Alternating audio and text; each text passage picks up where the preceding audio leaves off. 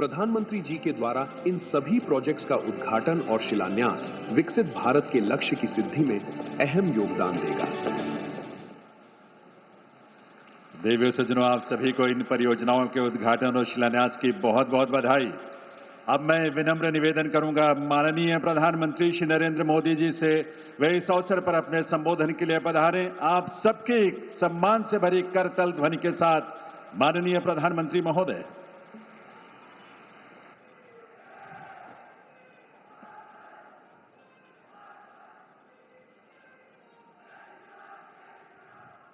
श्रीमान गुलाब चंद कटारिया जी, केंद्र में मेरे सहयोगी जेपी नड्डा जी, अश्विनी वैष्णव जी, संसद में मेरे साथी मनीष तिवारी जी, यहां सभागार में भी कई विधायक, मंत्री, सांसद बैठे हुए हैं, अन्य सभी महानुभाव भी आज कईयों के दर्शन हो रहे, पुराने लोगों के। भाइयों बहनों, आज आप सबके बीच आकर मन में खुशी का एक भाव है, अलग ही भाव है। साथियों, चंडीगढ़ केवल एक शहर नहीं है, ये भारत के लिए डेवलपमेंट का एक मॉडल रहा है। चंडीगढ़ जाना जाता है व्यवस्थित विकास के लिए, चंडीगढ़ की पहचान है बेहतर लाइफस्टाइल के लिए, ईज ऑफ लिविंग के लिए। चंडीगढ़ की पहचान है चिकित्सा की बेहतर सुविधाओं के संबंध में, और इस सबके साथ साथ चंडीगढ़ की पहचान है मां चंडी का आशीर्वाद। और इसलिए चंडीगढ़ का विकास हमेशा से एनडीए सरकार की प्राथमिकता रहा है। आपको ध्यान होगा, 1.5 साल पहले देश ने न्याय व्यवस्था में बहुत बड़ा सुधार किया। हम दंड संहिता की जगह भारतीय न्याय संहिता लेकर आए। भारतीय न्याय संहिता यानी दंड आधारित कानूनों की जगह न्याय आधारित कानूनी व्यवस्था। और तब भारतीय न्याय संहिता लागू करने की शुरुआत चंडीगढ़ से ही हुई थी। साथियों, बीते वर्षों में integrated command and control centre, smart traffic management, smart parking और डिजिटल गवर्नेंस चंडीगढ़ को हाईटेक बनाने के लिए ऐसे कितने ही प्रोजेक्ट्स पर काम हुआ है। 2,500 करोड़ से ज्यादा रुपए इस मिशन में खर्च हुए हैं। आज भी यहां हेल्थ, एजुकेशन और इंफ्रास्ट्रक्चर से जुड़े विकास के कई काम शुरू हो रहे हैं। मैं इनके लिए सभी चंडीगढ़ वासियों को बधाई देता हूं। साथियों, यहां आने से पहले मैं हरियाणा के जिंद में था, और यहां से इसके बाद मुझे पंजाब के विकास कार्यों के लिए जालंधर जाना है। इन दोनों कार्यक्रमों के बीच आज चंडीगढ़ का कार्यक्रम हो रहा है, क्योंकि हमारा चंडीगढ़ हरियाणा, पंजाब, हिमाचल इस पूरे क्षेत्र को जोड़ता है। चंडीगढ़ के विकास से चंडीगढ़ के लोगों का जीवन तो बदलता ही है, साथ ही हरियाणा, हिमाचल, पंजाब और जम्मू कश्मीर के लोगों को भी इससे बहुत लाभ होता है। चिकित्सा सेवाओं के लिए तो चंडीगढ़ इस पूरे क्षेत्र में एक बड़ा हब है। साथियों, जब मैं चंडीगढ़ रहता था तो मुझे कई बार पीजीआई जाना होता था। और कारण क्या? तो कोई न कोई हमारे साथी या उनका परिवार, चाहे जम्मू कश्मीर का हो, पंजाब का हो, हिमाचल का हो, हरियाणा का हो, कोई न कोई बीमार यहां आते थे तो मेरा मिलने जाना बड़ा स्वाभाविक रहता था। और इसलिए मुझे पता है कि इस पूरे क्षेत्र के लोगों के लिए ये आरोग्य की दृष्टि से एक बड़ा महत्वपूर्ण केंद्र रहा है। साथियों, आज यहां चंडीगढ़ पीजीआई में एडवांस हेल्थ केयर फैसिलिटीज का विस्तार हो रहा है। यहां advance neuro science centre, advance mother and child centre और क्रिटिकल केयर हॉस्पिटल ब्लॉक, ये प्रोजेक्ट्स लाखों लोगों को इलाज की और बेहतर सुविधा देंगे। मुझे याद है 2015 में मैं चंडीगढ़ पीजीआई के दीक्षांत समारोह में आया था और मुझे खुशी है कि आज मुझे वर्चुअली भी वहां के सब पुराने साथियों से मिलने का अवसर मिल रहा है। तब से अब तक इस दशक में पीजीआई की क्षमताओं में बड़ा विस्तार हुआ है। मैं पीजीआई चंडीगढ़ के मैनेजमेंट की, यहां के प्रोफेसर्स और युवा डॉक्टर्स की सराहना करता हूं, उन्हें अपनी शुभकामनाएं देता हूं। साथियों, जब हम स्वास्थ्य की बात करते हैं तो हम सब जानते हैं कि इसमें स्वच्छता की कितनी बड़ी भूमिका है। और इसलिए जब हमारी सरकार बनी थी तब हमने देश के लिए स्वच्छ भारत मिशन लॉन्च किया था। देश में करोड़ों शौचालय बनाए गए, भारत को खुले में शौच से मुक्त कराया गया, सार्वजनिक स्थानों की स्वच्छता के लिए अभियान चलाए गए, सफाई हमारी जीवन शैली का हिस्सा बने, इसके लिए अलग अलग इनिशिएटिव शुरू किए गए। हमारे शहरों की स्वच्छ भारत रैंकिंग इसी प्रयास का हिस्सा है और चंडीगढ़ इसमें बेहतर प्रदर्शन का प्रयास भी करता रहता है।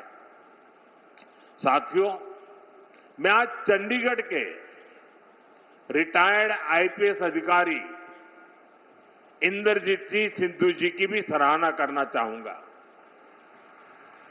उनकी पहचान ब्रूम वॉरियर की बनी हुई है। उन्होंने चंडीगढ़ में स्वच्छता को लेकर एक नई अलख जगाई है, लोगों को प्रेरित किया है। इसके लिए हमारी सरकार ने उन्हें इस साल पद्म सम्मान से भी सम्मानित किया है। साथियों, स्वच्छता कोई एक दिन का काम नहीं है। स्वच्छता तो जीवन जीने का तरीका है और मुझे खुशी है कि स्वच्छता को आज के इस कार्यक्रम से भी जोड़ा गया। आज यहां स्वच्छता से स्वागत इस पहल के तहत विशेष सफाई अभियान चलाया गया और मैं देख रहा था सोशल मीडिया में सारे लीडर लोग भी और जनता जनार्दन भी सफाई के काम में लगी थी। देश के अंदर एक खुशी का माहौल था इस सारी चीजों को देख करके। चंडीगढ़ के सभी भाई बहनों को मैं इस पहल के लिए व्यक्तिगत रूप से बड़े गर्व के साथ आप सबको बधाई देता हूं। साथियों, स्वच्छता के ऐसे अभियान देश में अनेक रोगों की रोकथाम में बहुत मददगार साबित हुए हैं। साथियों, एक समय था भारत के हेल्थ सेक्टर पर पूरी दुनिया चिंता जताती थी। किसी बड़ी आपदा का अंदेशा होता था तो लोग सवाल उठाने लगते थे कि भारत में क्या होगा। कोरोना के समय में हमने देखा है कि कैसे भारत ही विश्व की चिंताओं का केंद्र था, लेकिन हमारी सरकार ने भारत का सामर्थ्य भी बदला और विश्व का नजरिया भी बदला। जब कोरोना महामारी आई तो भारत मदद मांगने वाला देश नहीं था, बल्कि भारत दुनिया को मदद भेज रहा था।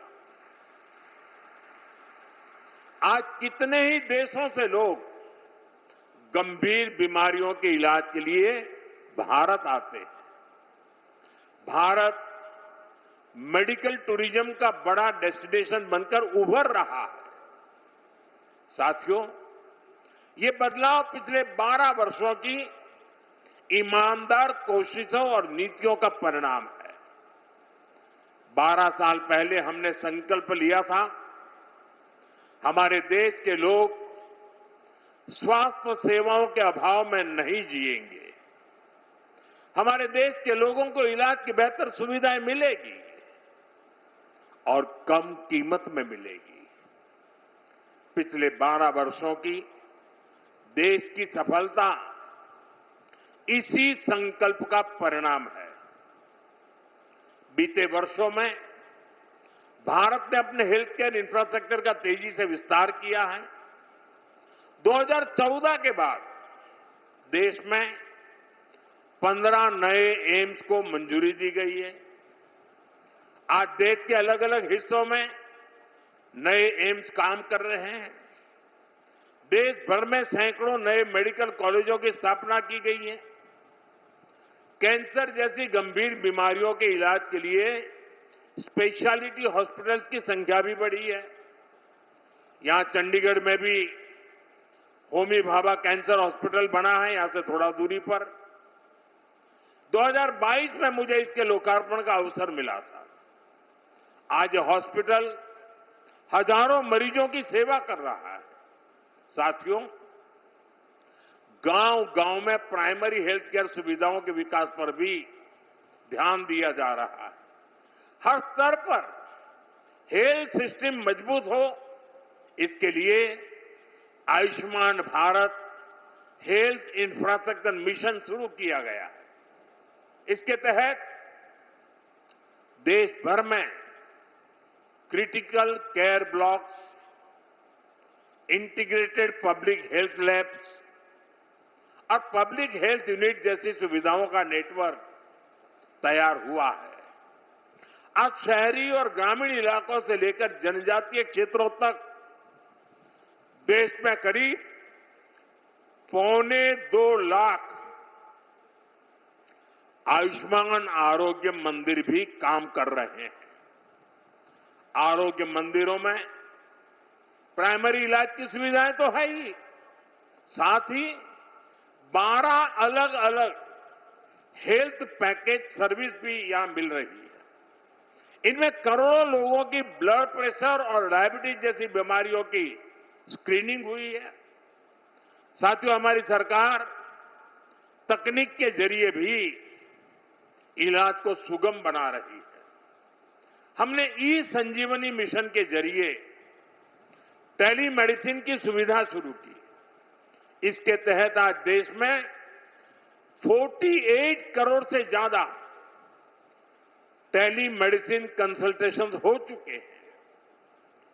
दूर सुदूर इलाकों से भी लोग बड़े अस्पतालों से डॉक्टर से परामर्श कर रहे हैं।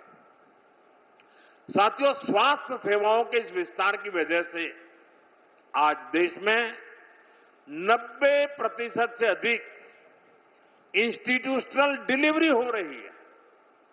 हमारे यहां माता मृत्यु दर में 86% की कमी आई है और शिशु मृत्यु दर में भी बड़ी गिरावट आई है। साथियों, बीमारी के इलाज के साथ ही आज उतना ही फोकस प्रिवेंटिव हेल्थ केयर पर भी है। पोषण अभियान, mission Indradhanush, yoga, HPV vaccination, you win platform, ऐसे कई अहम प्रयासों के कारण करोड़ों लोगों का जीवन सुरक्षित हो रहा है।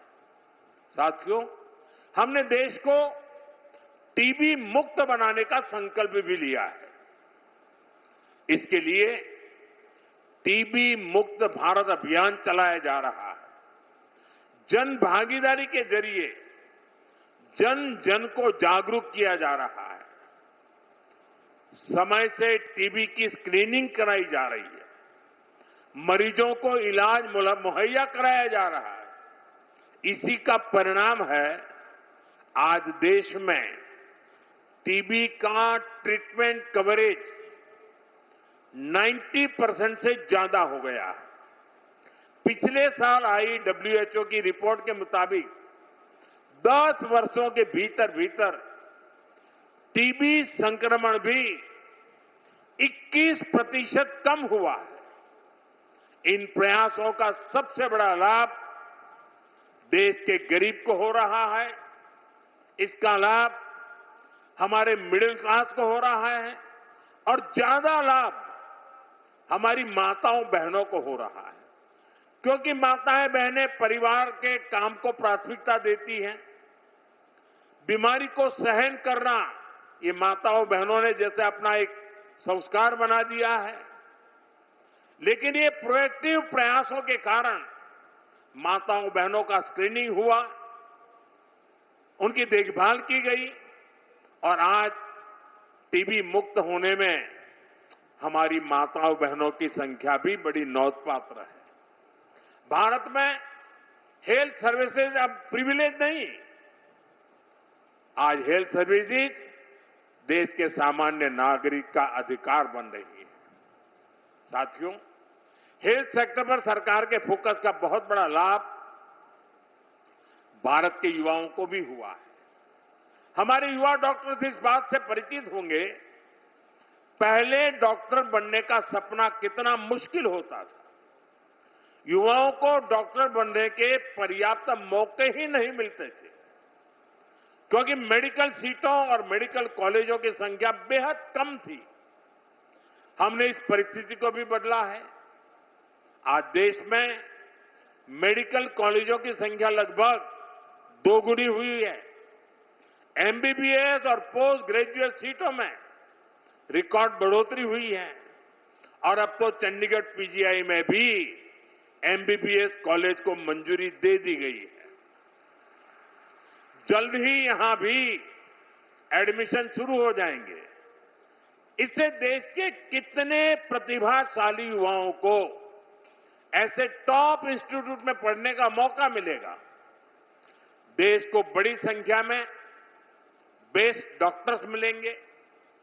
साथियों, चंडीगढ़ एक ऐसा शहर है जहां एजुकेशन, इंजीनियरिंग, मेडिकल साइंस और रिसर्च से जुड़े बड़े संस्थान एक साथ मौजूद है।